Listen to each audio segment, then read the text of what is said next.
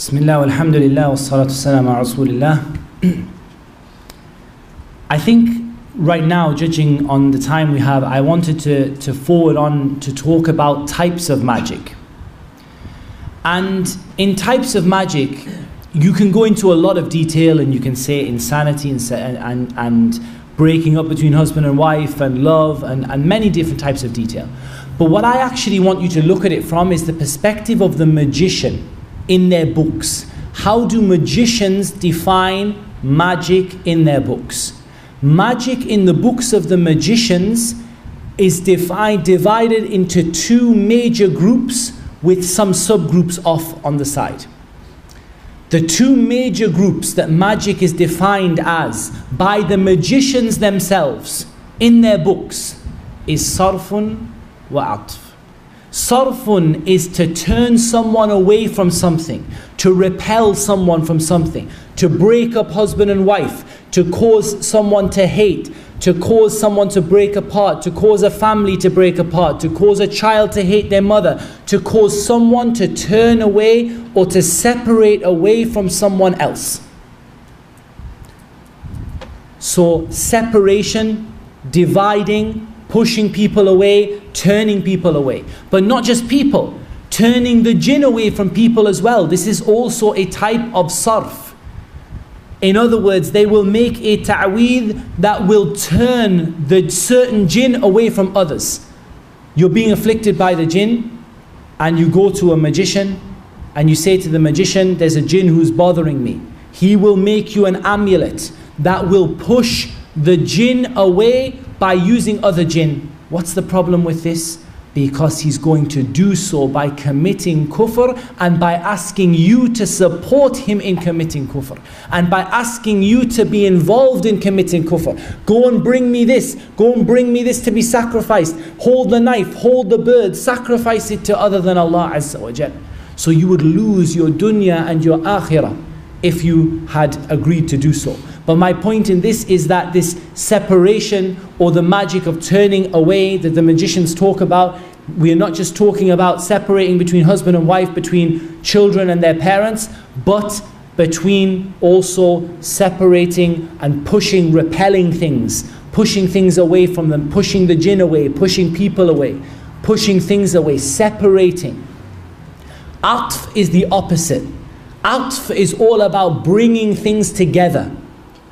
Bringing things together. And this is the second major type of magic that is mentioned in the books of the magicians. And yes, you can subcategorize it into causing love and into bringing families together and causing, and supporting conception and all of these other things you can do. But essentially, what is atf? It's about bringing things together. And bear in mind that magic brings no good. But that the magician will encourage the jinn to bring two people together who hated each other. Or a woman has divorced her husband and he's gone to another woman. What will the magician do? He will make a charm for repelling the new wife from the first husband, and another charm, or integrate into the charm, bringing the old wife back together with the husband. So we have the magic that is to do with repelling and pushing away, and the magic that is to do with bringing things together.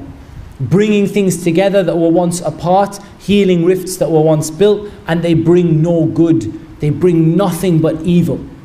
This thing that they bring, it does not come with any good. It doesn't end up with a happy family. It ends up with all of them separated. Because Allah Azza wa Jal said, وَلَا يُفْلِحُ السَّاحِرُ حَيْثُ أَتَى. The magician will never be successful. He will destroy all of the families, even when he's trying to bring people together, or it will work for a limited amount of time. How often do we see people go and get a ta'weed from a magician and they say, oh, I had relief. The jinn left me, I feel so much better. Give them a year, give them 6 months, give them 2 months, they'll be back again. It didn't work, it's gone back, it's worse than it was before. Because the shayateen, ba'duhum awliya'u ba'd. They are helpers of each other, supporters of each other. They say, come on, you've made them happy for a while, now come on, let's join up and let's make them really miserable. It doesn't bring any good. The other types of magic that are mentioned in the books of the magicians specifically, magic to repel, magic to bring together, magic to protect the magician from the jinn. And this is a kind of sarf and atf as well. It's a kind of repelling and bringing together. That's why I said these are supplementary categories, is that what they will do is bring jinn to them, which are so-called protectors, and push away jinn from them that are there to harm them. Does it work? We just saw the guy whipping himself on the video. We heard the story of the magician who lives in a bathtub full of feces. وَلَا يُفْلِحُ السَّاحِرُ حَيْثُ أَتَى. The magician will never be successful wherever he goes. From the types of sihr that is mentioned in the books of the magicians is medicine. Sihr that has a medical purpose, to fix something that went wrong, or to sort of undo something medically. And this is mentioned. And again, this is more like a kind of bringing together, that they will bring the jinn. If someone has a bad heart, they will bring the jinn into the person to try to steady the rhythm of the person's heart. And وَلَا يُفْلِحُ السَّاحِرُ حَيْثُ أَتَى. The magician will never, ever, ever be successful. Whatever they try to do, it's going to fail. And of course, the worst kind of separation and the strongest kind is the magic of killing. And this is mentioned in the books of the magicians. And it's mentioned within the Sunnah as being the magic that was done to the Prophet ﷺ. The magic that was done by Labid ibn al-A'sam was magic to kill. Magic to kill. Subhanallah. So we have lots of other types of magic and subcategories. But broadly we're looking at repelling things, bringing things together, protection, medicine, and killing. And those three are kind of subcategories in a way, to a certain extent. And again, the magician mixes. They make a ta'weed that contains the magic that is related to separation, and a ta'weed that relates to bringing people together. Bring me some jinn, push some others away. Bring me one person, divorce the other one. Break up one family, bring the next family in. This is the kind of stuff that they do. And we're going to learn in the next module, insha'Allah, that each of these type of magic has a specific number associated with it. When you will open the magic charms, you will see the number that is associated, and by counting the numbers, or the number of squares, or the number of the numbers the squares add up to, or by counting the number of needles or the number of pins in the voodoo doll, you will be able to tell what the magic was done for. Example, the number 7 is associated with bringing people together. You find a voodoo doll with 7 pins. It wasn't done to kill someone, and it wasn't done to harm them. It was done to protect them. You find a rope with 7 knots. It was done to protect them, and it doesn't protect them against anything, because the magician will never be successful. So each of these has a number associated with it in the books of magic. We went with our Shaykh Adil al-Muqbil to Cornwall, to the Museum of Magic. Subhanallah, we found the same numbers, the same information, the same categories with the magicians in Cornwall as the magicians in Saudi Arabia. And we saw videos from Indonesia, and the same numbers with the magicians in Indonesia, and the same in Africa, and the same in South America. Kufr is one religion, ya ikhwan. Kufr is one religion. And you can divide it, if you like, into this and this and this, but kufr is one religion in the end of the day. There are 2 religions. There is Islam and there is disbelief. The magicians cooperate. بَعْضُهُمْ أَوْلِيَاءُ بَعْضٍ. They cooperate with each other in this field. We've talked quite a lot about how one becomes a magician, and we've shown you a good number of the videos. I would like to show you a couple more that I think it's a good idea for us to show now. One regarding fortune telling. I'm going to just pop this over here. And this one is all to do with fortune telling. So it's showing, and this is in Cornwall, we took the video, it's showing the instruments that are used for fortune telling. Look what is written above the pan on the top left corner. It's a pan with a mirror in it, and they use it as a reversed mirror for you to see your future in the mirror, and you don't see anything of the future, and they simply mix the lies that they hear from the heavens. But this pan, what is written around it? Jibrail, Mikael, Israfil, Azrael. Go and open any ta'weed from the ta'weed of the Muslims, and this is in a non-Muslim museum, it's written in English. Gabriel, Michael, Azrael, Israfil. The names of the angels are written around exactly the same as the ta'weed that your so-called sheikh gives you from the masjid. Exactly the same. The fortune tellers. The mirror, they're supposed to show you their future in it. There's a pan in the bottom corner. That pan is for burning the coals. And they throw the coals down, and whatever the picture the coals make, they tell you what is going to be in your future. They use it to find things that have got lost. They ask the jinn, where is this car that was stolen? And so what they do is, they bring ashes, they burn paper, or they burn charcoal, and they mix the ashes up, or they read in the tea leaves, and they say that this has happened. This is a type of sihr, ya ikhwan. This is a type of sihr that the Prophet ﷺ said, whoever goes to a fortune teller, and he does not believe in him, he doesn't accept it, he goes just to see what he's going to do, his prayer is not accepted for 40 days. You read your horoscope just for a laugh, your prayer is not accepted for 40 days. You go to watch a magician on stage, just let's see, we don't believe in it, alhamdulillah, we're Muslim. Your salah is not accepted for 40 days. And if you believe in him, فَقَدْ كَفَرَ بِمَا أُنزِلَ عَلَى مُحَمَّدٍ sallallahu alayhi wasallam. He disbelieved in what was revealed to Muhammad. If you believe in the fortune teller, you disbelieve in what was revealed to Muhammad sallallahu alayhi wasallam. If you read it for entertainment, your prayer is not accepted for 40 days. And this same thing, ya ikhwan, from the English museum, from the same place, the same people. You want to see what a magician does? Let's have a look at this video of what this magician does.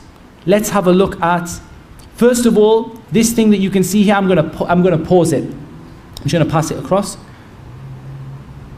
It's very difficult to see. It's very bright on my screen and it's a bit dull on the monitor. But here, what is here is there is a stone. And written on it is what? The same stones that are mentioned in the Harry Potter book, found being used by magicians to come close to the shaitan.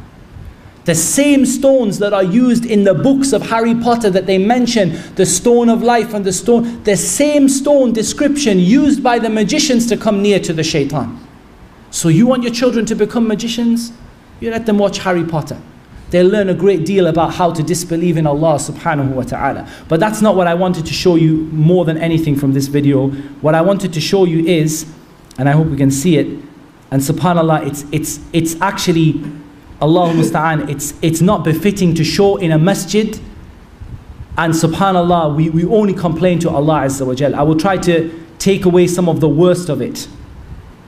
But this is the use of fahisha, the use of filth and immorality and sexual intercourse to come near to the shaitan. And I'm going to try to find, if I can, there are in this video, there are pictures of male genitalia that the magicians use in coming near to the shaitan. These are some of the idols of the shayateen that they use to come near to the shaitan, some of the faces of the shayateen that they make to bring themselves near to the shaitan.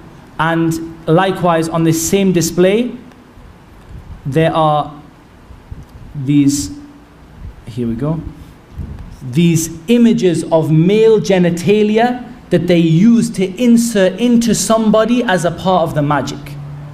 These people they don't, like Allah says, لا يرقبون في مؤمن إلا ولا ذمة. They don't respect iman, they don't respect your family, they don't respect anything. The only thing these people respect, the only thing they do is to worship the shaitan and to disbelieve in Allah Azza wa Jal. Can you imagine that when you go to that so-called pious person to give you a ta'weed, he puts the ta'weed inside of an image of a male genitalia and he uses it for what he uses it for. And don't think that he uses it on women either. From Aleister Crowley, that we know that Aleister Crowley said, this magician, that he said, I didn't become a magician until I practiced homosexuality. They're not content with zina. Zina is for people who might repent. For a magician, it's not zina, it's incest, it's homosexuality, it's child abuse. This is what magicians do. They have no limit. لا يرقبون في مؤمن إلا ولا ذمة. There's no limit to, there's no degree of respect, there's no limit for what the magician will do. And you know, in some ways, you know, subhanAllah, some of this stuff, some of the worst stuff, you couldn't show it in a masjid. It's that bad. You could not show it in a masjid. Subhanallah, what they would do, pictures of naked women, and they would write Allah where the genitalia of the woman would be. And these pictures are here on the computer, but we're not going to show them in the masjid because we are shy to show this image in the masjid.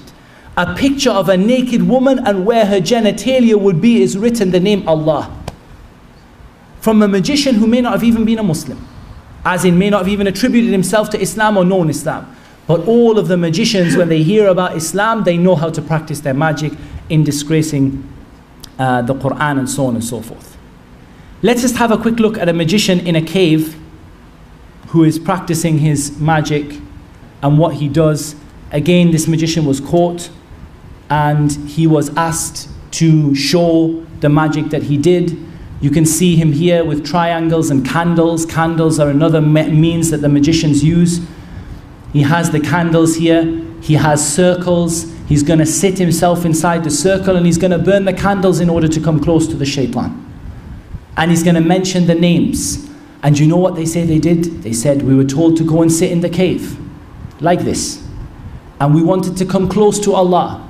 They said, say La ilaha illallah 10,000 times at night. So he started, La ilaha illallah, La ilaha illallah, La ilaha illallah. He came back, he said, Shaykh, I couldn't say it 10,000 times. They said, you're not a wali from the awliya of Allah. You're not close enough to Allah. You do it again. He said, I couldn't say, I tried to say La ilaha illallah 10,000 times. Fajr came before. And by the way, he mentioned here when he sits in this cave, he's commanded not to pray. And he's commanded to urinate and defecate in the circle and sit in his own urine and his own feces. While he's lighting the candles and he's asking them to bring them, the shayateen to come. Then what happens, like we said, he sat himself in this circle and he's doing what he's doing with these candles here. You can see him sitting in the middle and he's doing this filth that he's doing. Subhanallah. They tell him to say La ilaha illallah 10,000 times. He says, I can't do it. They say, okay, we'll give you a way that you can do it. Just say who. And this will be La ilaha illallah. So what does he do? Exactly what the mutasawwifa do. He sits in a cave and he says who, until they say, until the revelation of Allah descends upon him. But it's not the revelation of Allah, it's the shayateen. Look at him sitting with his back there uncovered, and he's sitting in worship of the shaitan. This was not a Muslim. This particular one was not a Muslim. He was not the one that was saying Allahu, but this particular one was not a Muslim. But he's doing exactly what the Sufiya do, word by word, step by step. Look, read the books of the awliya of the Sufiya. What did the awliya of the Sufis do? We went into a cave and we sat in a circle and we began to say Allahu, Allahu, who, until the shaitan came. Sihr, sihr. Magic, magic. Disgracing the name of Allah, disgracing the name of Allah. And if we want to just have the ultimate one, and wallahi, this is, I suggest if you have a weak stomach that you don't watch this, because this is some of the so-called awliya of Allah. See what they do. Have a look and see what this guy is going to do. The first thing, he's bringing a miskeen who is possessed, and the sheikh is going to cure him by the evil that they do. He's putting a sword into his face. He's just stabbed him in the face with a sword. The sheikh, the so-called pious sheikh, has stabbed this man in the face with a sword. Look at this miskeen man. And this so-called pious, look at them, they're Muslim, they're wearing their Muslim clothes. These people are people who say that they are Muslim. Look at what he's going to do to him. It's not enough. He's got a problem in his stomach. So he's going to stab him in the stomach with the sword. He says he's so pious that he can stab the jinn. And he stabs him in the stomach and in the face. And of course they use a very thin blade that doesn't obviously cause they don't have the ability to heal him. They just use such a thin blade that he misses the major organs, so it doesn't kill him. And then they're reciting over him and they're saying, if he stays like this, the jinn will be cured. Subhanallah, look at what we do. We sit and recite the Quran over a person. Look at what the mutasawwifa, this is one of the major shuyukh of the Sufis. Look at what he does. He says, now you're going to be better. You've been stabbed, now you're going to be better. But that's not the end of it, unfortunately. Lil Asaf, that's not the end of it. This is the Shaykh. This is the pious Shaykh. He has a tube in his stomach. He's extracting feces from his stomach. He's extracting his own material, his own waste material. He's extracting his own waste material. And I want you just to hear. Watch what the man is going to do.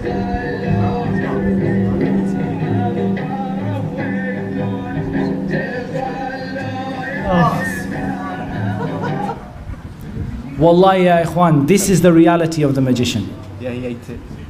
This is the reality of the magician. This is the holy man from the mutasawwifa, the holy man who is from the greatest awliya of Allah according to them. He takes out feces from his own stomach and the people eat his feces. And they say that this is a wali from the awliya of Allah Azza wa Jal. And the magician does what he does and they come close to the people. Wallah, kufr is one religion, no matter whether they attribute themselves to Islam or not. And remember, it's not enough for the magician to do shirk. It's not enough. Don't make this clear in your mind. It is not enough for the magician to do shirk. The magician has to get the other people to do shirk. Why is that so-called wali such a powerful, so-called powerful sahir? Why? Because look how many followers he has. Look how many people he misguides. How many Muslims come to him for help. That's where he gets his strength from. Not from himself, but from him encouraging other people to worship other than Allah Azza wa Jal.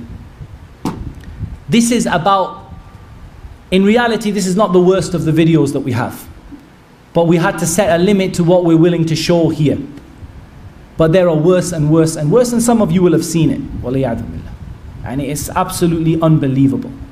What we're going to do now is we're not even going to take a break. We're just going to fall straight into the final series or the final part, which is regarding the amulets and the talismans and the magical symbols. And we're going to try to, if you like, educate you guys regarding what the amulets and the talismans actually mean and what each of the things in them signify, bi'idhnillahi ta'ala.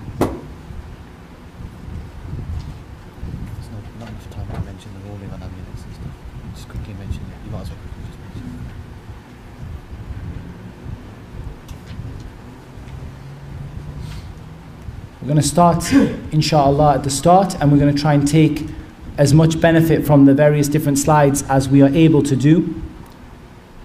We saw on the previous lecture examples of amulets, and there's no doubt that amulets in general, we can divide the rulings of amulets into different types, those that are of the Quran and those that are not of the Quran. As for any amulet that is not of the Quran, if the person believes it benefits them and harms them besides Allah, they leave Islam. And if they believe that it has no benefit to them, but they wear it anyway, then they've committed the worst of the major sins. I.e., they have not reached the level of shirk, but they've committed one of the major sins in terms of an innovation. That's if they don't believe it has any benefit at all. As for that which is of the Quran, the correct opinion is that there is no difference between that which is of the Quran and that which is not of the Quran. And inshaAllah ta'ala we'll post an article on this later on because we are very short on time. Here's example of hair wrapped up in a kind of like a coil of a rope. Here we have shoes that have the sihr stitched inside of them. Here we have examples of amulets and talismans, and we're going to show some more examples of those later. Here we have some more, and here this was written inside a material and sewn inside women's clothing. So they had a time in Riyadh where what was happening was a number of women were becoming very sick, and they thought that there was a plague, and they traced this plague back. It wasn't a plague, it was a sahir who had sewn magic into a number of abayat, women's abaya, and they had given the abayat and sold them in the market, and so the Hayat al-Amr bil-Ma'ruf and Nahy al-Munkar were able to go and to recall those things. Have examples of pouches, metal containers, locks and keys that have the magic built into them. Dead birds, dead animals. This is the tooth or the foot of something or other. This is an example of magic that is to be burnt. So it's inside of it, there are papers. Each paper says burn at a certain time. Burn at a certain time. We're going to cover the ruling on that and how to dispose of it in a moment. This is another example of papers that have been opened and what's inside. Notice these symbols and signs. We're going to learn what they mean, insha'Allah ta'ala. The person's name is written here. You see Sa'ad? The person's name is written there, and the person's name is written there, and inside there are each of these symbols. These symbols here have a particular name. They're known as a seal, as in S-E-A-L, a seal, as in a khatam, a seal, something you seal them by. And they're called the seal of the magician. Khatam as-sahir. Khatam as-sahir. An example of incense that is to be burnt and papers that are to be burnt alongside the incense. This is an example of some that are hung. This is an example of papers put in water, and the water is given to a person to drink. And this may be with their knowledge or without their knowledge. They may come to them and say to them, put this paper in, mix it in the water, drink a bit of the water every day. The same things are written just like this, these kind of symbols and signs. And we're going to learn what those symbols and signs mean, insha'Allah ta'ala. This is an example of things which are not sihr, but they are beliefs that people have. You tie a black cloth and it protects your car. You tie something to the front of your car and it protects it from accidents. This is an example of belief that lead people into sihr. These things that are hung from, these are the hands of Fatima. This is an example of sihr sewn into clothing. If one of the brothers could just move the projector slightly so we're catching, because at the moment we're catching a little bit of the left hand side. Just slightly, ever so slightly, so that we catch the middle of it. That's spot on. So there we have clothing that has the sihr and the amulets drawn and stitched into the clothing. Here, this one is stitched into clothing as well. Look at squares, symbols, talismans, amulets, locks.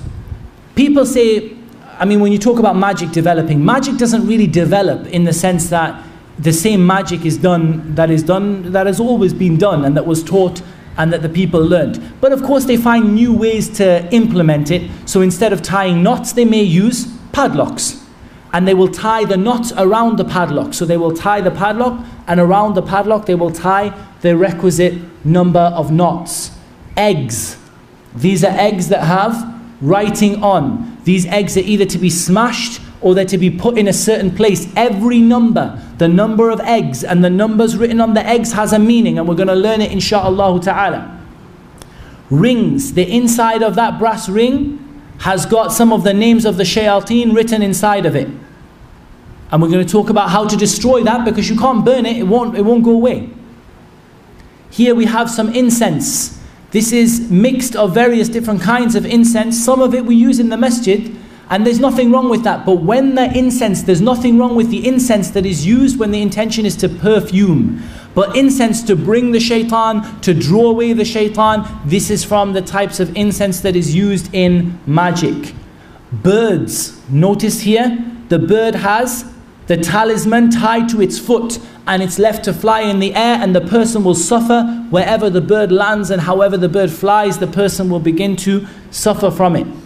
This is the same example of the one that was inserted into the private parts of the woman who is menstruating in order to disgrace the Quran and the speech of Allah Azza wa Jal. The description of the magician is briefly mentioned here.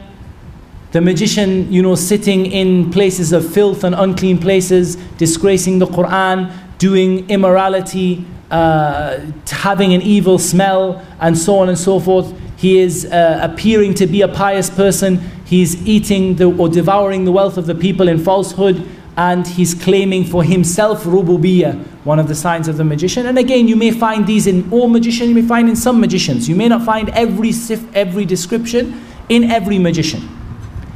This is very, very, very important. This is talking about the stars and astrology. Do not see them as completely separate things. Fortune telling and astrology has a key part to play in regular magic. We're going to see this is the star signs, and each of the star signs is associated with an element of the earth. And I want you to write this down. Each of the star signs is associated with an element of the earth. One of the four elements, sorry.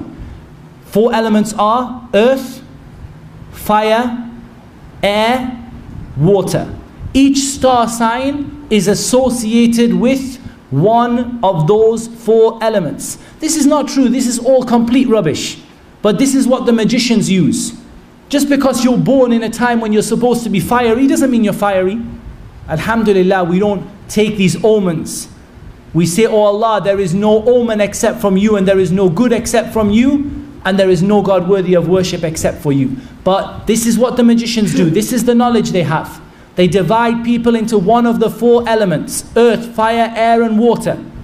And they adjust their magic according to the elements. We're going to see how in a moment. Here we have palm reading, reading the tea leaves, another form of fortune telling. Throwing the seeds, seashells. Throw the seashells, however they land, they determine the issue that you're asking about. Date seeds and likewise cardamom seeds. Using them, they throw them, they look at how they make the pattern, and they tell the future from it. Reading sand, pictures in the sand, pictures in the ashes. They burn coal, and they throw the coal over the person, and how it appears, they then say, yes, this is going to happen to you, and that is going to happen to you, and they lie. The candles, white, red, and green. These colors are very significant. They use them regularly. Red associated with love, associated with bringing people together. Bear that in mind. Red is associated with love and with bringing people together, because we're going to cover that in a moment. Yeah, they have white and they have green. These are the star signs according to how the magicians divide them into fire, water, air, and earth. So they divide 3 into fire, and 3 into water, 3 into air, and 3 into earth. These are some of the beliefs people have, the hand of Fatima and so on and so forth. It's not magic in of itself. And this is very important, because many of the amulets you're going to see are not going to be magic of themselves, but they are going to be a means to seek nearness to the shaitan and a means to weaken the person's iman. This hand of Fatima does not contain sihr by the meaning of the word, but what it contains is a belief that this hand will protect you besides Allah Azza wa Jal. Once you believe that, you're open for any magic to attack you, because you no longer have your shield of Tawheed. Here we have some stitched into some fur and material and various other different things. Right, now we begin to understand how the magician writes the amulets. The first thing, guys, I want you to write down: not every magician can write. Not every magician can write and calculate. There are magicians who do things the literate way, and magicians who do things the illiterate way. Okay? So there are magicians that do things by writing, and magicians that do things the simple way, the village way, like they call it. They call them village magicians here in England, the witch of the village or the witch of the town. They don't write, but they have alternatives to the writing. And the alternatives are based on the same system. Here, brothers, you can see a table. And I'll just mention the table quickly to you so that you can, if you don't have it, you can sort of keep it in mind. Alif is equal to 1, Ba is equal to 2, Jim 3, Dal 4, Ha 5, Waw 6, Zai 7, Ha 8, Ta 9, Ya 10, Kaf 20, Lam 30, Mim 40, Noon 50.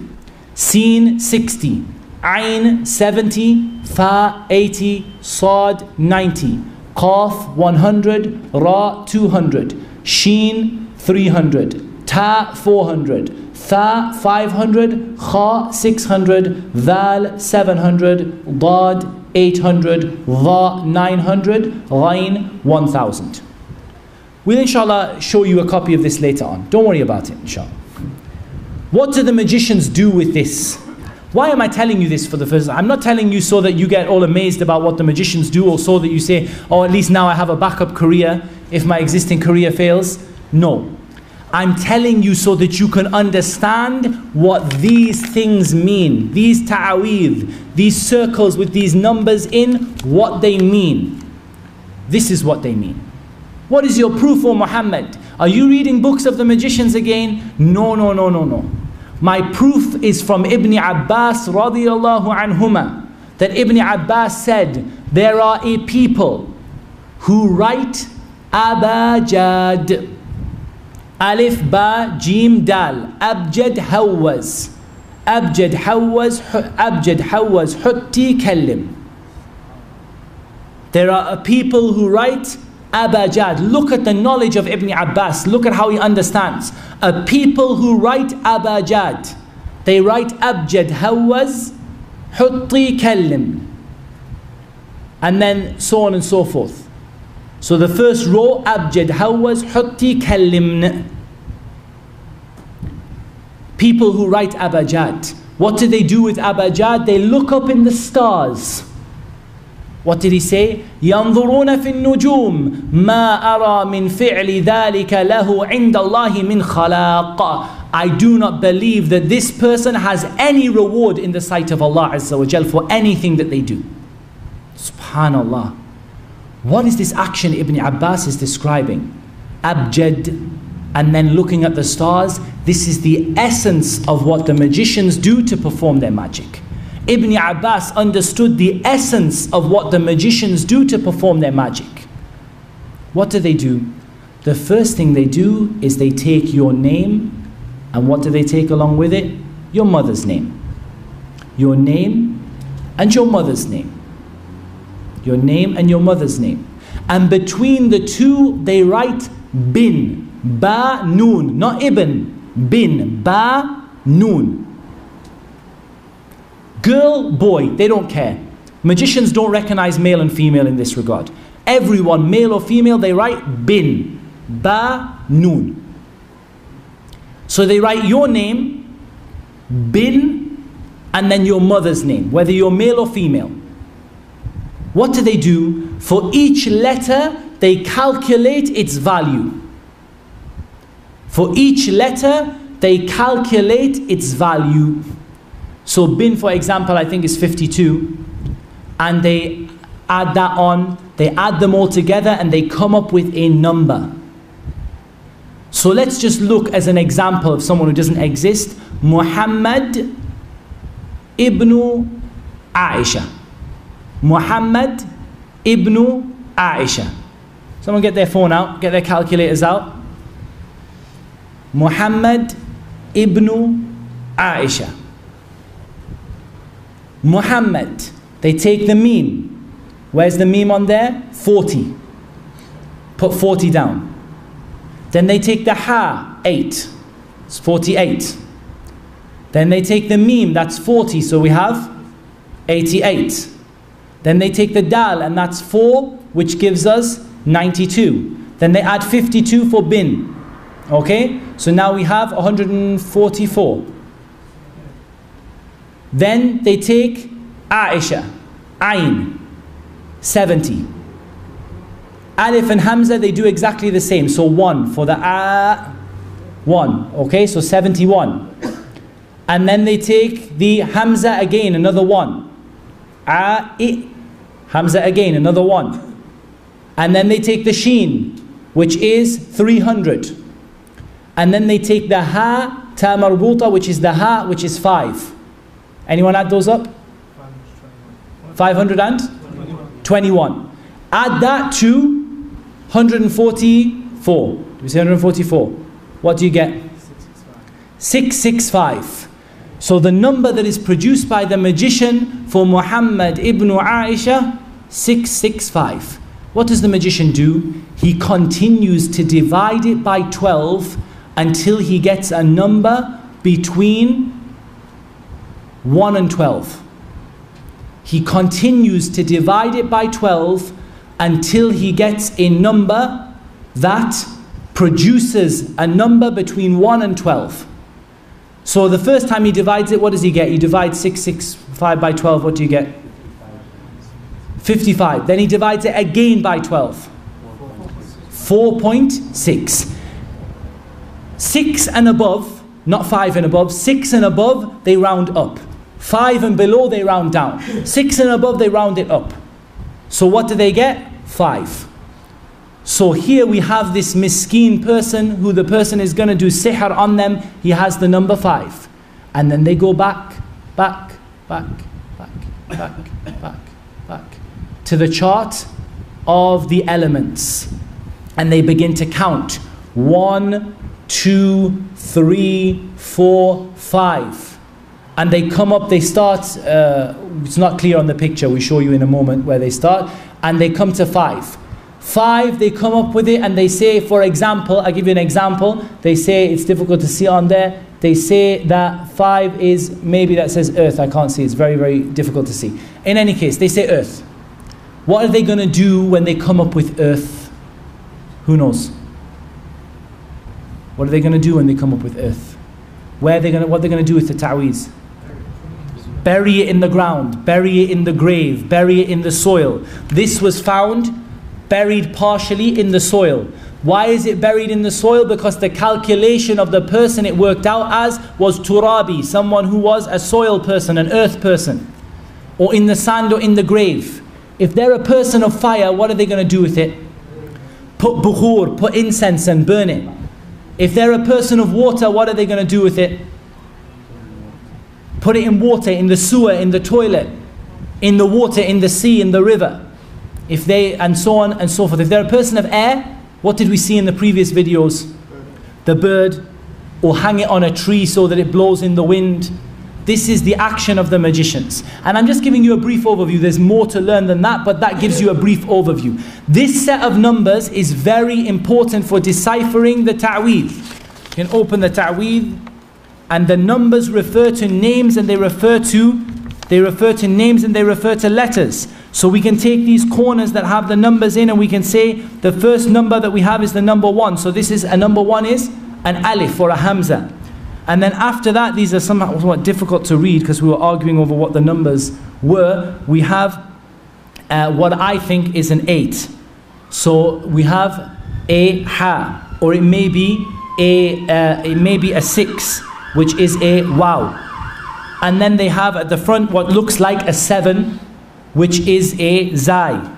So they have here zah or zaw, depending on whatever they're writing. These are names of the shayateen that they come to see close to the shaitan in. Every ta'weed, take this number chart, start decoding it. Sometimes there are number charts that are different from this one. We're going to look at some of them, but as you learn, you'll learn more. Don't go around asking people for their names and their mother's names so you work out whether they're buried in the earth. They'll think you're a magician.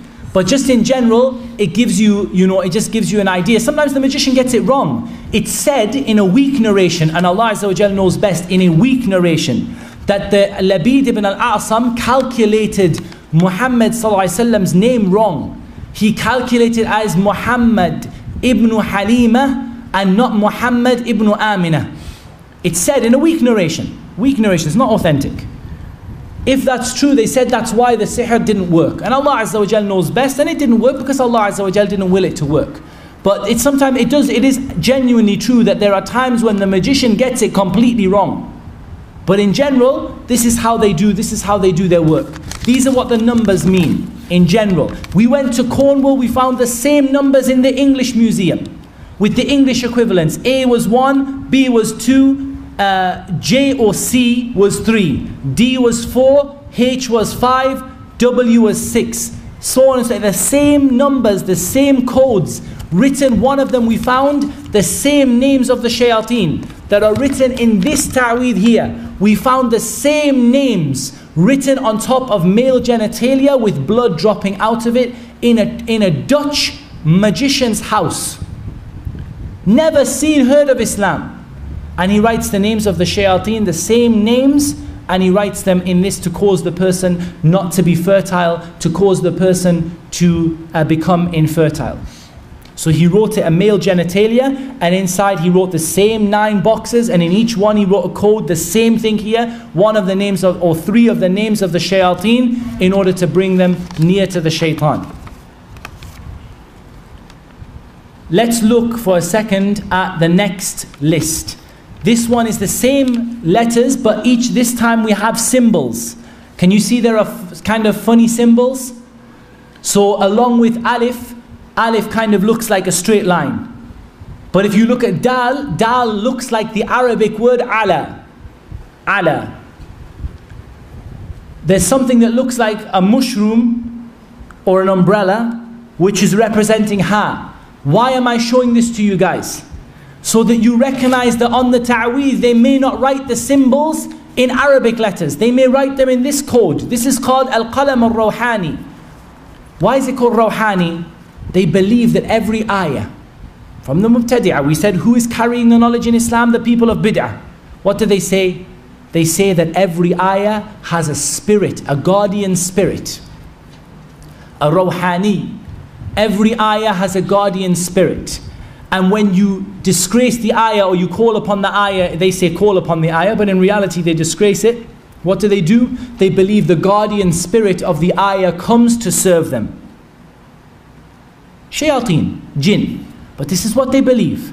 We write Ayatul Kursi in a certain way with these numbers, and the guardian spirit of Ayatul Kursi, who is in reality a jinn from the shayateen, will come and he will serve me when I write Ayatul Kursi in a certain way. That's what they believe. Al-Qalam al-Ruhani, the symbols they believe in. These symbols are present in the ta'weed. We can go back to these ta'weed that we showed you before. The same symbols are there for you to see in the same way that they were before. We can go back and flick through some of the symbols, some of the ta'weed that we saw before. And the same kind of symbols are there. See the same symbols. Same symbols. Here, same symbols. Here, same symbols. Same symbols are coming again and again and again. Here, same symbols. Same symbols. Same symbols. Magic is one religion. It's not the only way that they do it, but this is by far and means all of their methods come back to this. All of their methods come back to this method. So they may develop other alternatives, but they all come back to this same method. We found in the museum, in the Cornish Museum of Magic, some alternative letterings from these. But the same numbers, the same letters, but just different ways of writing them. So sometimes they write alif with a box and ba with a triangle, but it's the same concept, the same letters, the same names of the shayateen that are coming out in the end of it. Here we have this. This is written in Al-Qalam Al-Rawhani, in the same code. This here is written in this code. Do you know what this is? Hadi Khatam Surah Yasin. Allahul Musta'an. They tried to write Surah Yasin. Surah Yasin. What do they say? They say, we have Allah's greatest name. I'm going to write Allah's greatest name for you. And they write these symbols and these letters. And they say, this is Allah's greatest name. It's not Allah's greatest name, it's the shaitan's name. And it's not none of his names are great. This is Surah Yasin. Surah Yasin. And they have written Surah Yasin so that you read it from left to right. It reads, each box is a word from one of the ayahs of Surah Yasin. And it says, the top one says, if we do just the left hand corner, it says, فَمِنْهَا, and the bottom one says, وَمِنْهَا يَأْكُلُونَ. The same decoding we just did, same thing. If you were to take your time to decode it, this one would say, فَمِنْهَا, and this one would say, وَمِنْهَا يَأْكُلُونَ. Who memorized Surah Yasin can tell me what the missing word is?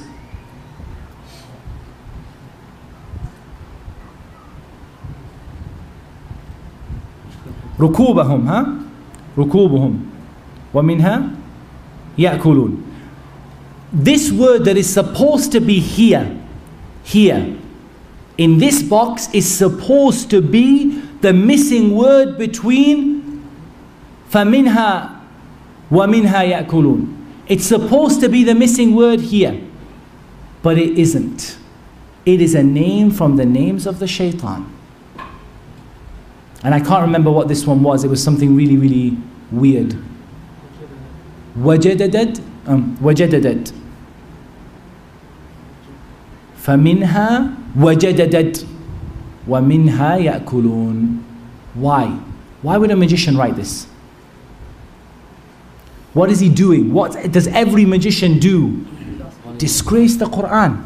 He's disgracing the Quran by inserting words. You say, how can you disgrace the Quran by inserting words? وَإِذْ قُلْنَا دَخُلُوا هَذِهِ الْقَرْيَةِ فَكُلُوا مِنْهَا حَيْثُ شِئْتُمْ رَغَدًا وَدَخُلُوا الْبَابَ سُجَّدًا وَقُولُوا حِطَّةً نَغْفِرْ لَكُمْ خَطَايَاكُمْ وَسَنَزِيدُ الْمُحْسِنِينَ. What did Allah Azza wa Jalla say to Bani Israel when we said enter into the village and eat from it wherever you wish, and enter the door in prostration and say hitta? And some of the ulama, they say hitta means wipe out my sins. What did Bani Israel say when they went through the door? Hinta. Hinta. Instead of hitta, they said hinta. What's the difference between hitta and hinta? One letter. One letter they change in the ta'weed. One letter, and they disgrace the words of Allah Azza wa Jal. This is what they're doing here. One word. Rukubuhum, supposed to be here. Wajadadadat. One of the names of the shaitan, or disgracing the Quran. And it's written all the way along. So the ayah, this is another part of the ayah of Surah Yasin at the end, and in the middle again, wajadadadat. Disgracing the ayat of the Quran. This was given to a person and said, hang it in your house. It is Surah Yasin and it will protect you. Now we come on to the most common form of magic to repel. Sarf, magic to repel.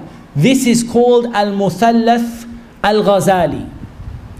It's alleged to have come from Al-Imam Al-Ghazali, and we believe that Al-Imam Al-Ghazali is free from this.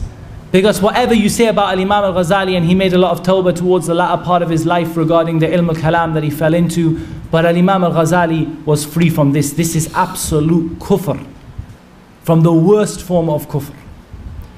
All of the magic of sarf comes back to this. All of the magicians who teach breaking families and breaking people apart, they teach it through this. 9 squares. Write down the number 9. 9 squares. Same one you showed me on your phone. Everyone's getting the Muthallath al-Ghazali out now. So a lot of you will have seen this before. The numbers will add up normally to 9 or 15. 276, 816, 357, 951, 438. The story of this is it was said to have been found in India by Imam al-Ghazali. And they add up to 15, and sometimes they add up to 9. And the number 9 is there, and because there are 9 squares, and the number 15 is there. What do these numbers work out? If we go back to the Abjad Hawaz, Hutti Kallim, what do we work out? Number 2 is Ba. Number 9 is Ta. Number 4, Dal.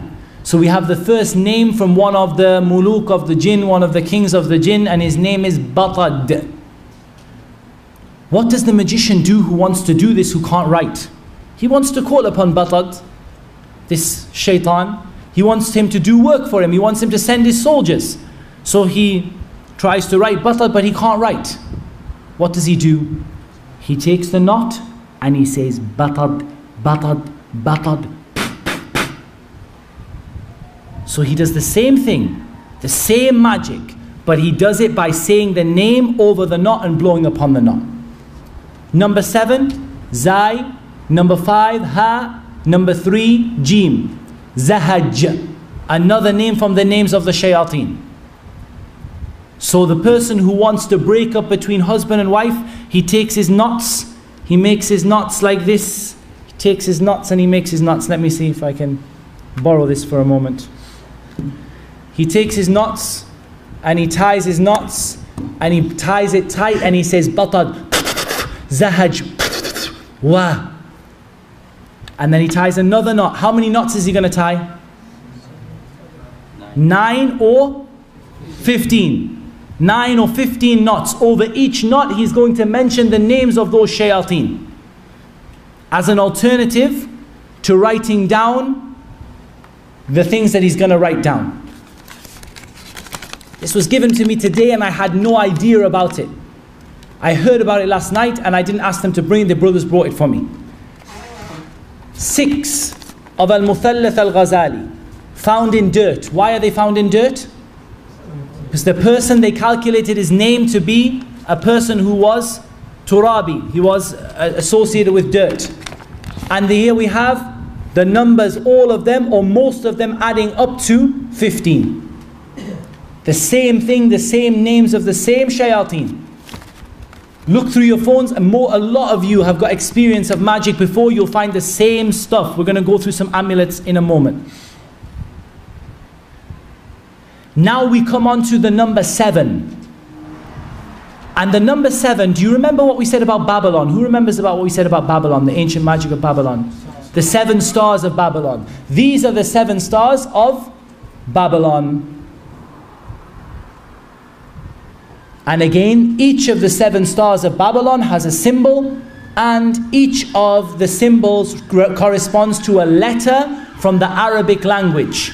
So what does the person do who wants to do the sihr, who he can't write? He says, ahtam fashad, ahtam fashad, ahtam fashad, and he blows on the knots. وَمِن شَرِّ النَّفَّثَاتِ فِي الْعُقَدِ. You will see these in your ta'weed. Go through your phones on all the ta'weed that you have. If it was done for protection, bringing people together, causing you to love someone, you'll find on it ahtam fashad, or the numbers that calculate to ahtam fashad, or the symbols that calculate to ahtam fashad. Same symbols, same system. There are 7 symbols, 7 stars of Babylon. Each one of the symbols represents one of the stars. And each one of some of the kings or the leaders of the jinn has what? A name that corresponds to one of the 7 stars of Babylon. MashaAllah. They don't stop, subhanAllah. They named themselves after the 7 stars of Babylon. So that when you want to call upon them, you can call upon all 7 or you can call upon one of them. وَيَدْعُونَ مِن دُونِ اللَّهِ مَا لَا يَنْفَعُهُمْ وَلَا يَضُرُّهُمْ. They call upon other than Allah that which doesn't benefit them and it doesn't harm them, subhanAllah. Look at what they do. So here they have these symbols and these characters here. And the characters they meet, so you have Lam, Mim, Qaf, Fa, Nun, Jim, Lam. That's another alternative lettering. And you'll see that in a moment, what it corresponds to. So here we have these names of these shayateen. The first name of the shayateen is, and I can't pronounce them, Lat Hatil.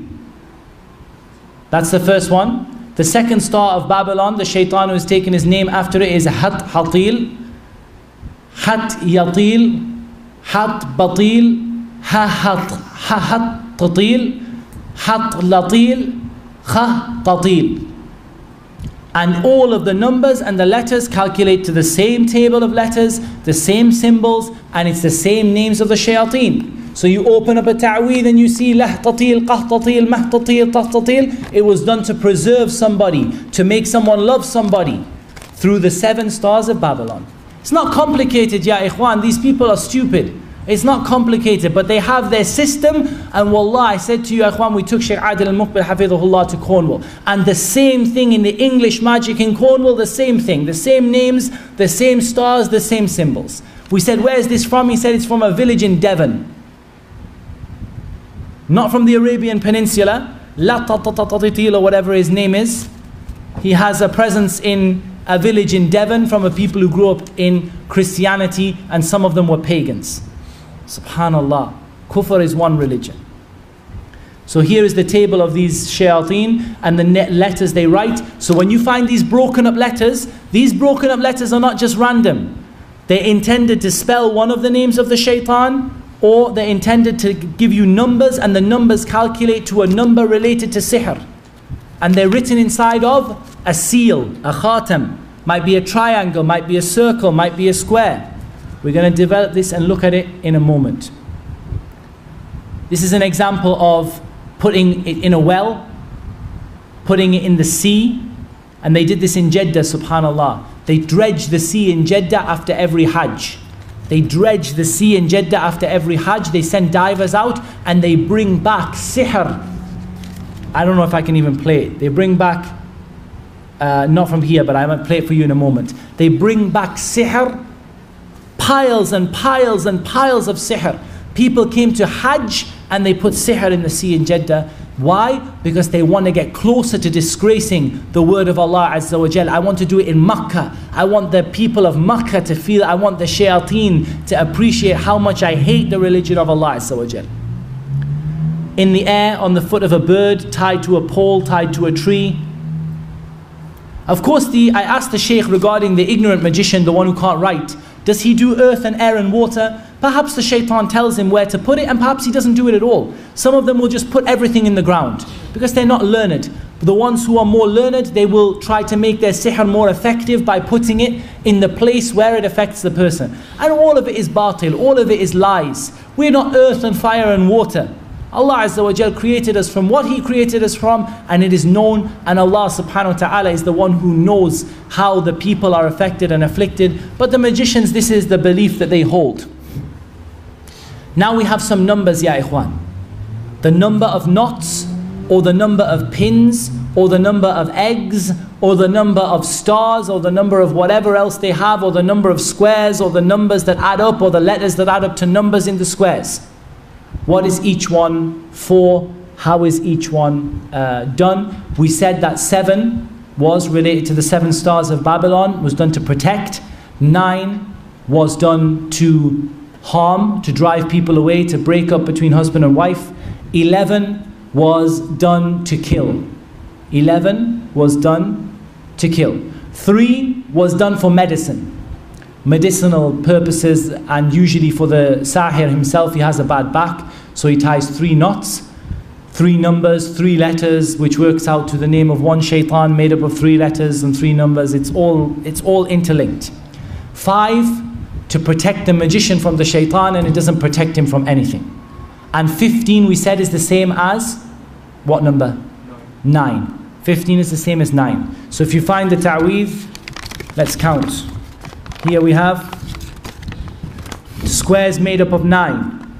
And we have all sorts of little pictures and squares made up of 9, and each of the numbers either add up to 9 or they add up to 15. So this was done to separate between a person, to break up a family, to send some jinn away. What do you do if you find a mix of numbers? 7 and 9 together.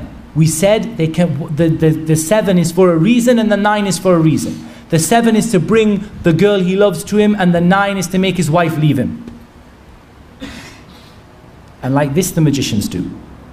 3 for medicine, 5 for protection, 5 for protecting the magician himself, 7 for bringing people together, causing love, bringing people into each other, 9 to tear people apart, 11 to kill.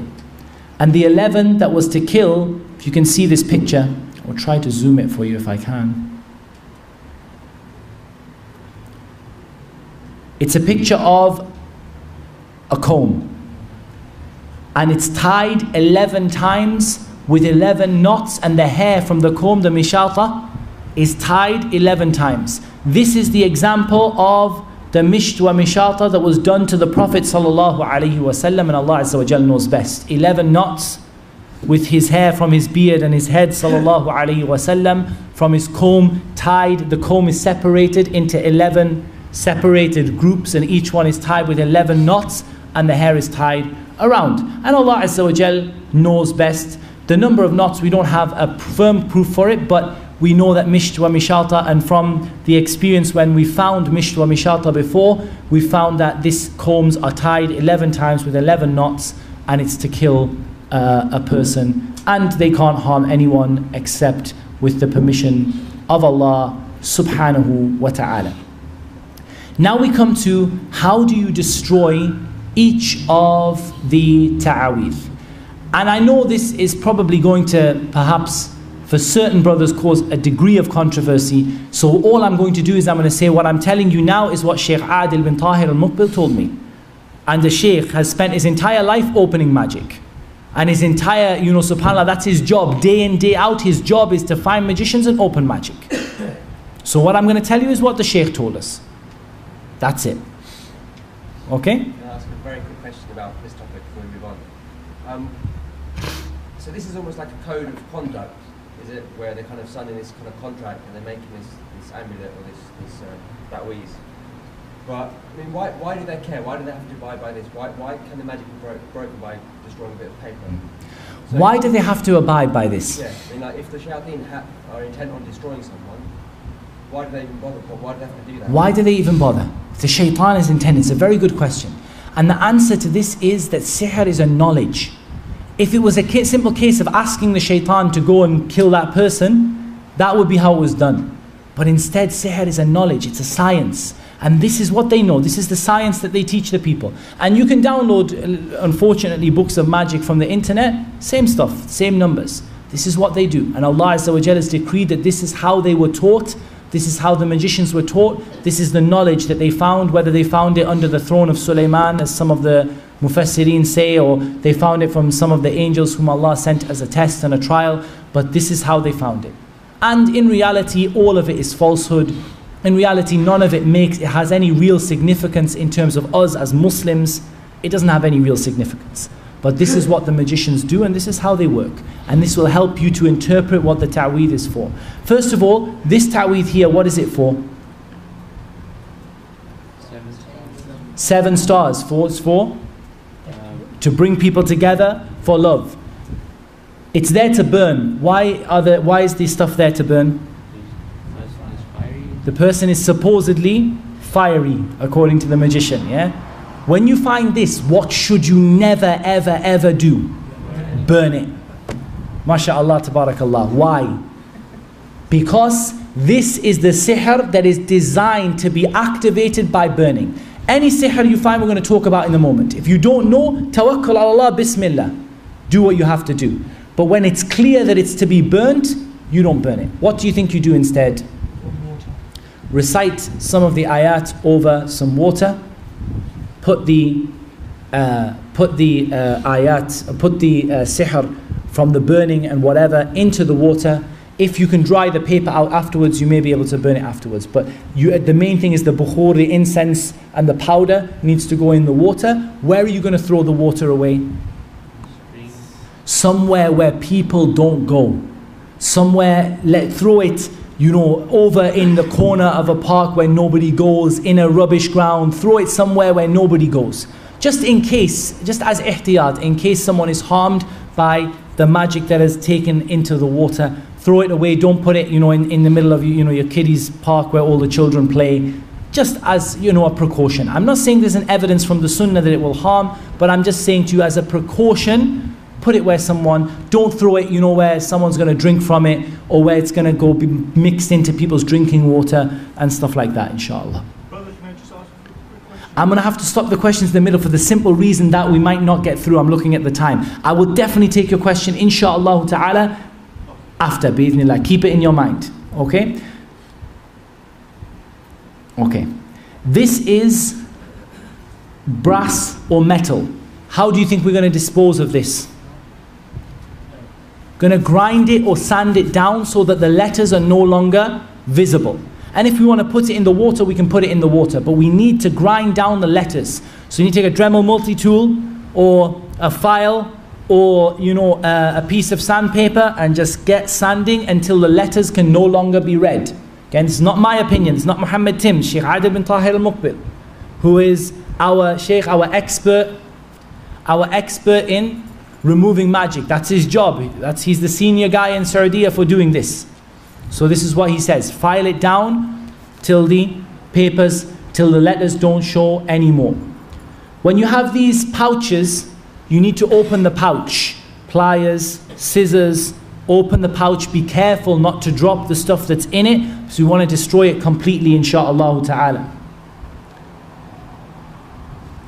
How generally do we destroy then what is not to be burnt? It's not burning magic, and it's not brass magic.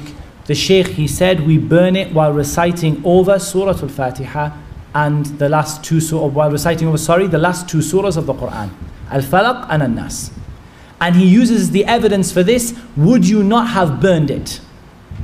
I asked the Shaykh, and again I'm repeating you what the Shaykh said. I said, Shaykh, we have some of our beloved brothers who perform Ruqya, and they say don't burn the ta'weez, because the magic may afflict you and people don't know what to burn and what not to burn. The Shaykh said, هَذَا جَهَل وَبَاطِل. He said, this is ignorance and falsehood. That's what the Shaykh said, not me. That's what the Shaykh said. You guys do what you want. That's what the Shaykh said. I'm only repeating what the Shaykh said. He said, this is ignorance and falsehood. So he said it is to be burned, and he used the hadith in Sahih Bukhari and Muslim from the hadith of Aisha, would you not have burned it? And no doubt some of our mashayikh and our ulama, from our mashayikh we love fi sabilillah, they say not to burn it, and they say just to put it in the Ruqya water. My advice to you is to follow the opinion of Shaykh Adil. And you guys, you know, at the end of the day, I'm not meaning disrespect to anyone, okay? People advise not to burn it. Alhamdulillah, they have their evidence and they have a reason behind it. But my statement to you, Aisha radiallahu anha said, would you not have burned it? The Prophet said, Aisha, don't. He didn't say, Aisha, what do you mean burn it? You're going to harm the people. He just said, no, I didn't burn it because Allah Azza wa Jal saved me from the effects, and it was broken through the Ruqya that the Prophet was done upon him, and the reading that Jibreel did and what the angels did, and so on and so forth. It's very important that you also be aware of what you are burning or what you are putting in water, whatever you're doing with it, that you be aware of it. If it has things like menstrual blood on it, you're not going to recite and blow the Quran over it.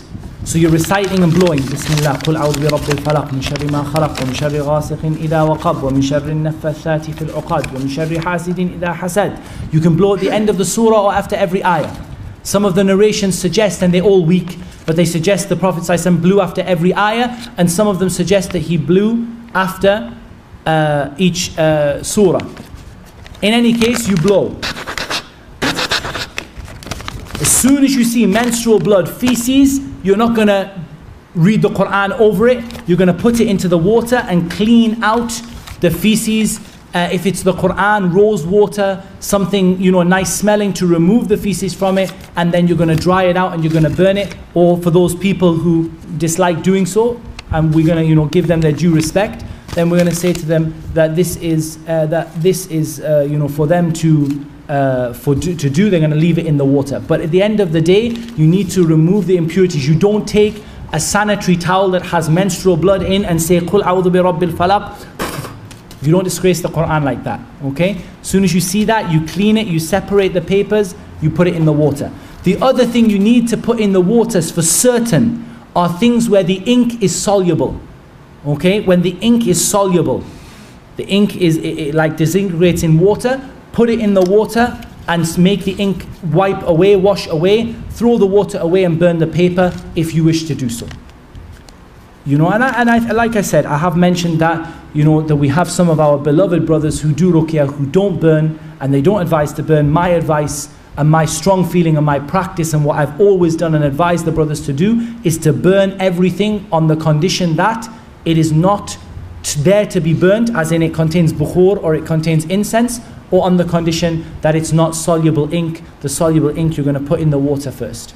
And then the water as well. Falaq and Nas. If you want to read Al-Fatiha, Ayatul Kursi, it's okay. But ideally, Falaq, Nas. Falaq, Nas. This is what was sent to the Prophet ﷺ to break the magic that was done to him, alayhi salatu wasalam. So this is a brief introduction, really. And we've seen a number of different things. What I want to do now is to show you some of the ta'weed that Brother Abu Ibrahim has collected.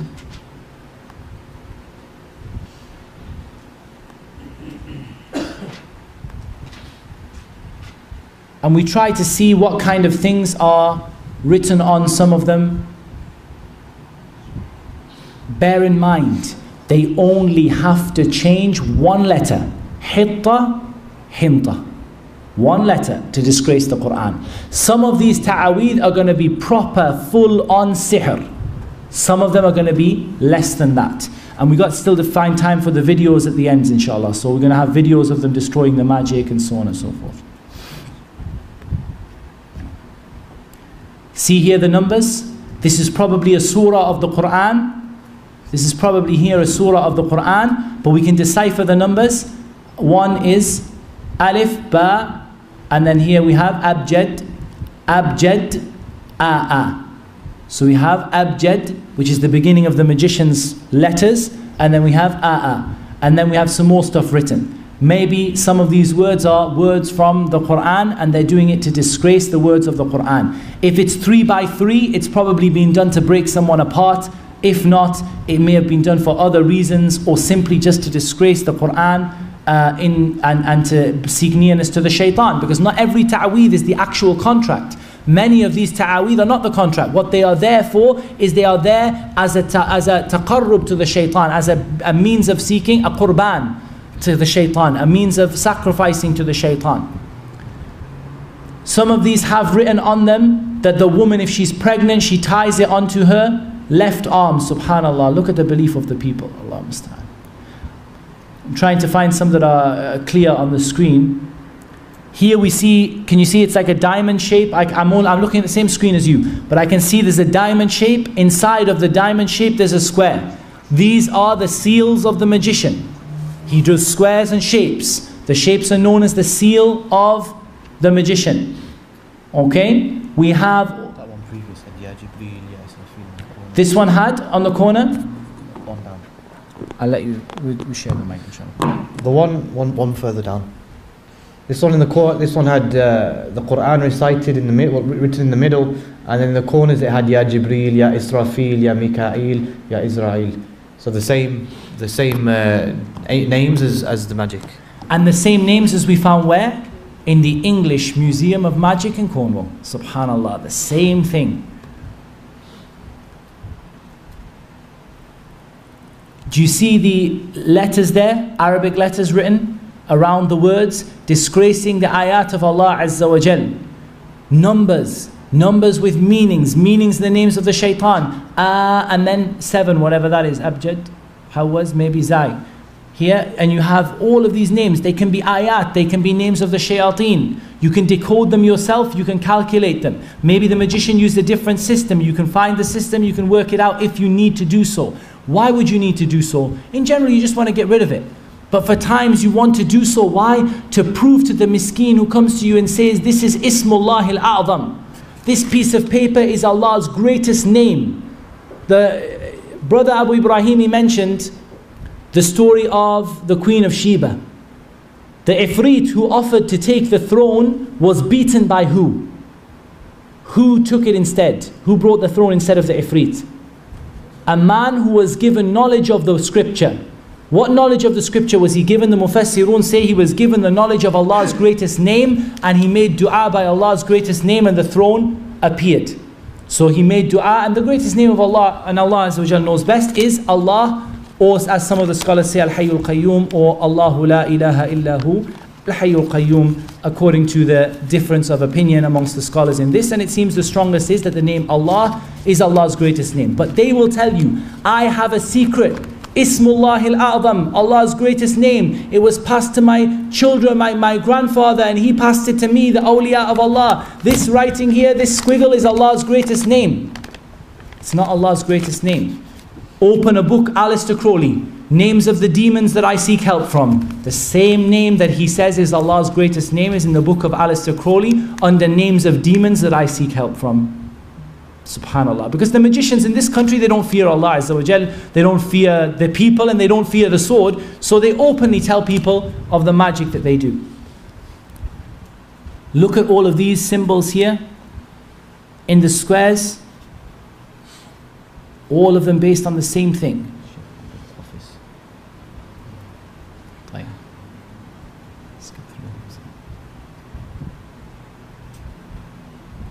It's very dark, otherwise you could see there's a lot of these.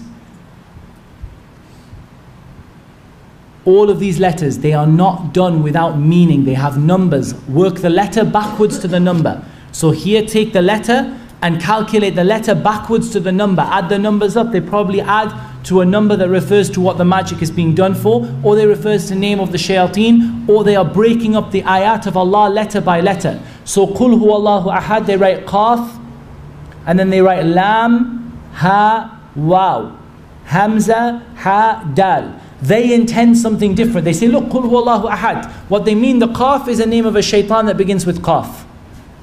And the lam is the name of a shaitan that begins with lam. And they write their names in it. But they say, look, Qul huwallahu ahad. This is why we don't have these ta'aweed, ya ikhwan. Look at the state of what these people do, subhanAllah. And there are loads and loads of them. Here, look at the stars. What was this one done for? Tell me straight away, look at this and tell me what it was done for. There is bringing people together in there because the stars are there, potentially. I'll tell you the story behind this. This amulet was, it's actually much longer. It was about actually 6 foot long when we, it was all folded up, but we took what we could. It was actually 6 foot long when we unfolded it. But this brother, he's a practicing brother, but his parents had gone to a magician, and this was to protect the house from shayateen, and it was also to bring the family members together. And when we destroyed this, after we destroyed this, the brother narrated to me that they would wake up in the morning and there would be blood smeared all over their doors and of the walls of the house as well. So this was more than likely the shayateen who was sent with this contract, or the shayateen that this was supposed to be protecting from, and who had been enforcing this. Once we had destroyed the amulet, then the shayateen were probably coming back to try and attack the brother and his family, and there was blood all over the walls, etc. Okay, we continue. Circles. How many can you see inside the circle? 9, box of 9. Inside the circle there's a box of 9 squares. It was done to break a family apart, or to seal the breaking inside of a circle. So to break a certain part of the family apart, but not another part of the family. And we keep going and going and going. We have a wide collection. What I want to do in a moment is to go just to the videos to finish off, because the videos have some stuff in that you may come across. Are there any particular ones you want to cover? No. Okay. We'll go to the videos. There was one that last second which just says please. Where's that one? If I put it on my computer, we'll put it. They're so clear, subhanAllah, on the computer. Right? Those are the notes. This one just says just straight please. Okay. I'm just going to pick a few to show you. This one here, you can see the writing is soluble ink. It's light pink, it's soluble ink, so it needs to be put in the water and washed off before you get rid of it. Okay, that's one. I'm just going to go back here and just see if I pick out some certain ones for you. This one here, you can see there, can you see the squares? 1, 2, 3, 4, 5, 6, 7, 8, 9. It's done to break up something, to push something away, to push somebody away.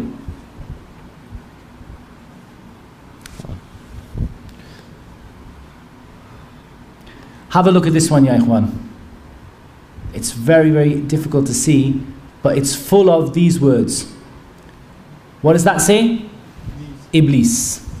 Iblis, Iblis, Iblis, Iblis, Iblis, Iblis, Iblis. That poor miskeen person was probably told that that thing around their neck was Surah Al-Fatiha and Ayatul Kursi.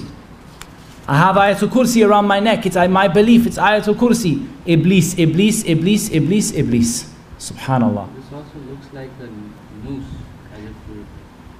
It looks like a noose, but they draw things. I think they've written it's as though they've written a khatam, a type of a seal, which is an open-ended circle, or a ha. And inside of it, they've written the word Iblis, and part of it is open. So Allah knows best what they intend by it. Let's go quickly, just to finish off in the next 5 minutes, very, very, very quickly before we begin the salah, regarding some of the videos of destroying the magic and the magic that was done. I'll try and show you the most important first, because I presume that we're going to run out of time. Okay. They're opening a box. And in the box, what we're going to see, yeah, not a lot, because you can see it very clear on the computer. You've got eggs in there. You've got bits of material, bits of cloth. You have a knife or a pin stuck through the inside of the bird. In fact, you know what I'm going to do? What would be easier is to move it onto here and just to describe you what we have. So we have a dead bird, and the bird, between the inside of the cavity of the bird and behind the wing of the bird, there is something stitched onto it. We have eggs.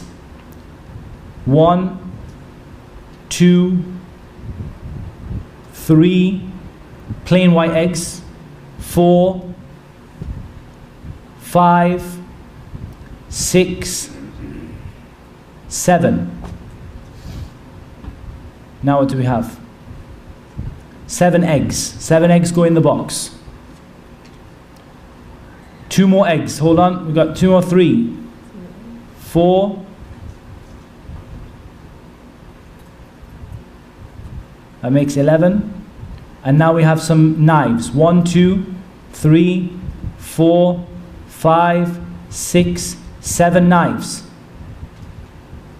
8 knives, 9 knives, 10 knives, 11 knives.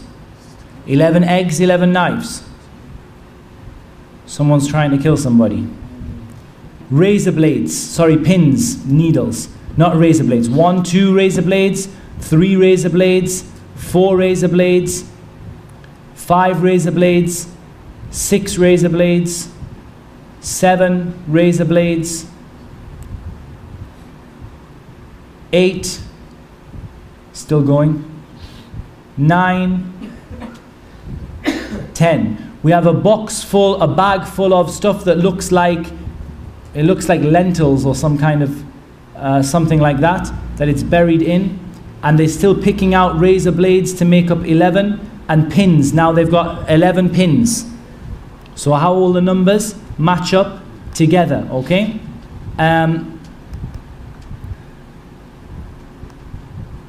This is nice and bright, so I hope that this will show relatively well on the screen. They're destroying a ta'weez.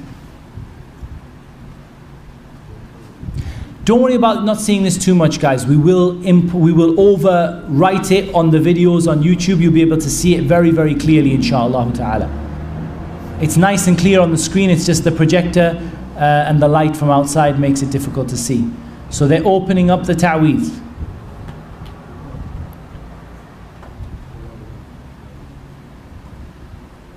And all the time they're opening it up, what are they doing? قُلْ أَعُوذُ بِرَبِّ الْفَلَقِ قُلْ أَعُوذُ بِرَبِّ النَّاسِ, blowing on it, yeah? All the time. They're opening this pouch up. Many times, they said they couldn't open it up. Many times I've not been able to burn a paper. It will not burn. I doused it in petrol, set it alight, it wouldn't burn. Till you read Al-Falaq and An-Nas over it, and then it burns.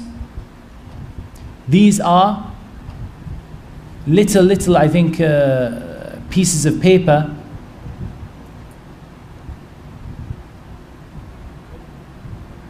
As he's opening it, what's he going to find inside? Start to see the khatam, the seal of the magician in there.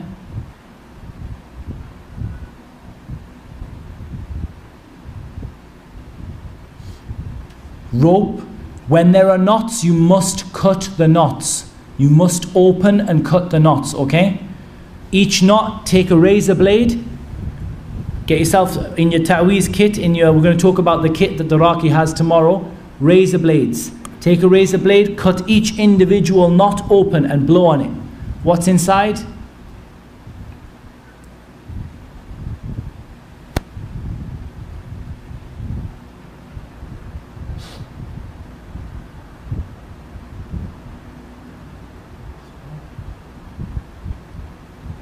And see all of the writing on there, and that's one ta'weez, that is. opened. They have plenty of the examples in here. We're going to try and forward maybe to one more very quickly. This is them washing the soluble ink, saffron ink or whatever it is, sometimes urine. They're washing it in the bowl of water that's been recited upon, then they're going to dry out the paper and they're going to burn the paper. In general, guys, we have a lot still to cover, but it's now time for Salatul Asr, insha'Allah ta'ala. So what we're going to do is, bi'idhnillahi ta'ala, the whole videos will be obviously inserted for you. And tomorrow, insha'Allah, we'll see what we can do, obviously, about the projector screen. But, you know, inshallah, whatever we're able to do, we will do. And if not, then, inshallah, you'll be given the videos even on CD or something, or we can even give USBs or put them online somewhere, YouTube links or whatever, for you to watch them, inshallah, so that you can be aware of what you're seeing, bi'idhnillahi tabaraka wa ta'ala. And if possible, I'll over-translate them. I'll do voiceovers so you can hear what the person who is opening the ta'weed is saying. Tomorrow we have to talk one more theory topic about the evil eye, and then we're going to go on to introduction to Ruqya, the Raqi and the family, the Ruqya session, and we are trying to organize a live Ruqya session bi'idhnillahi ta'ala for you guys with someone who does have an affliction or a problem, so that inshallah ta'ala you guys can get some real practical experience. And now that we've removed the fear of the shaitan with the permission of Allah Azza wa Jal from everyone, and nobody's scared of the jinn anymore, inshallah, there'll be no concern over you attending a Ruqya session where some of the jinn will be also in attendance. Taib, inshallah. Let's break for Asr, inshallah, and we wrap it up there. Jazakumullahu khairan, ya ikhwan. You've been very, very patient. The weather hasn't helped. It's been lovely weather, but difficult, and we ask Allah subhanahu wa ta'ala to accept it from all of us. Subhanakallahumma wa bihamdik, shadu an la ilaha illa anta astaghfiruka wa atubu ilayk.